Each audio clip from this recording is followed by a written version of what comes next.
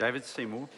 Thank you, Mr Speaker. I rise on behalf of the ACT Party to cautiously support this Energy Innovation, Electric Vehicles and Other Matters Amendment Bill to first reading.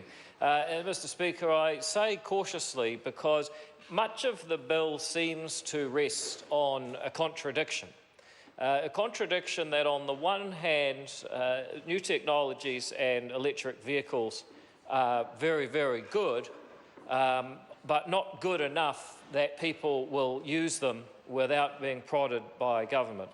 And the fact of the matter is, Mr Speaker, that if we want a neutral treatment of different technologies so that consumers can choose based on what is most efficient for their particular purposes, weighing up all of the costs and benefits, using information about their preferences known only to them, then we already offer a very significant subsidy to people adopting electric vehicles. And that is just the very simple fact that electric vehicles do not use petrol and therefore are not subject to the major form of revenue or the major tax that New Zealand government puts on people driving. So, Mr Speaker, that acknowledging that, the bill actually seeks to further extend this subsidy to a class of vehicles that would, by happenstance, be exempt from that particular subsidy, and that is the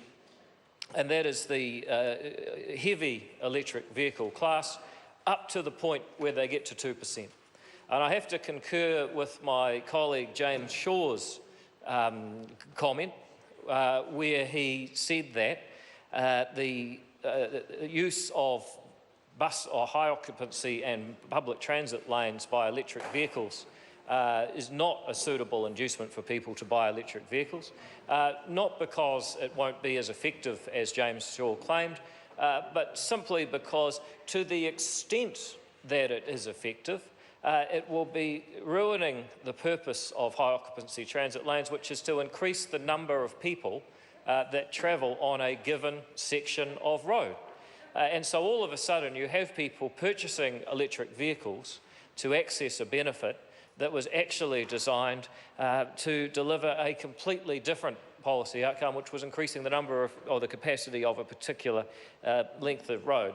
But Mr Speaker, this is a sort of an omnibus bill, and the fourth section is much more interesting. So I think that the various initiatives to increase the uptake of electric vehicles are frankly dubious at best. I haven't mentioned the EECA's extension of funding to try and promote people to pick up electric vehicles, but it does seem ironic that the government has various initiatives underway to suppress consumers finding information about nicotine and sugar and alcohol and all sorts of other things that they like to buy. And yet when we find something that's truly good, the government has to spend money in order that people find out about that particular product. It's a very cynical view of New Zealand citizens that we have to stop them finding out about things we don't want them to know about, and then when really good things come along, they need us to take their money and spend $1 million a year encouraging them to find out about electric vehicles, as if there were really people. And I asked the Minister about this in the House a few months ago, and he said he couldn't tell if there were people out there who didn't know electric vehicles were more efficient, but nonetheless he's prepared to spend $1 million on it. The secondary network section, applying the same regulation as we apply to electricity distributors to secondary networks, private networks of electricity distribution that might take place in an apartment building or an industrial complex and so on, is something that I think we really have to watch for the submissions that will come forward at the Select Committee stage. In principle, we have to acknowledge that there is enormous innovation going on in the electricity transmission, distribution and retail space. Absolutely enormous innovation. People setting up peer-to-peer networks, selling and storing solar panels and selling and storing electricity with solar panels and batteries and so on. However, the devil with these things is always in the detail, and it will be interesting to see what the Select Committee has to say or what it hears about the practical effects of bringing secondary networks into the traditional distribution regulatory scheme.